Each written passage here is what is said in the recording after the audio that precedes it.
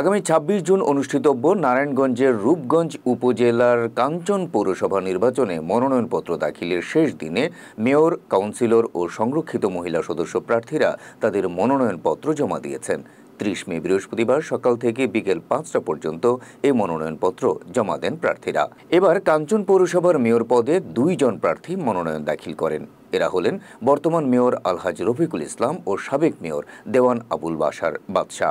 পরে উপস্থিত প্রার্থীরা নারায়ণগঞ্জ জেলা নির্বাচন অফিসার ও কাঞ্চন পৌরসভা নির্বাচনের রিটার্নিং অফিসার গাজী মোহাম্মদ ইস্তাফিজুল হক আকন্দ এবং উপজেলা নির্বাচন অফিসার তাজাল্লি ইসলামের হাতে তাদের মনোনয়নপত্র জমা দেন।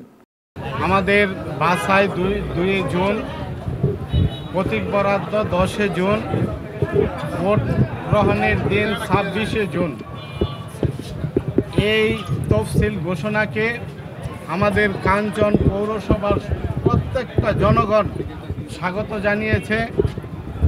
আর গত ৫ বছর যাবৎ আমি কাঞ্চন পৌরসভার মেয়র হিসাবে আমি দায়িত্ব পালন করে যাচ্ছি। সাধারণ মানুষের পাশে ছিলাম, উন্নয়নের কাজ করেছি।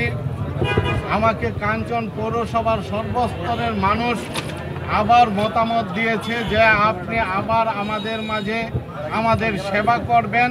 তার জন্য আজকে আমি এই মনোনয়নপত্র জমা দিয়েছি। আওয়ামী লীগের নেতাকর্মীরা স্বতঃস্ফূর্তভাবে আমাকে সমর্থন দিয়েছে এবং আমারও ব্যক্তিগতভাবে সমর্থন আছে। নিজে এলাকায় অনেক উন্নয়ন করেছে, মানুষের সাথে সুসম্পর্ক রয়েছে। এলাকার গণ্যমান্য সবাই আমাকে স্বতঃস্ফূর্তভাবে সমর্থন দিয়েছেন। আমি আশা করি আগামী নির্বাচনে বিপুল ভোটে বিজয়ী হব।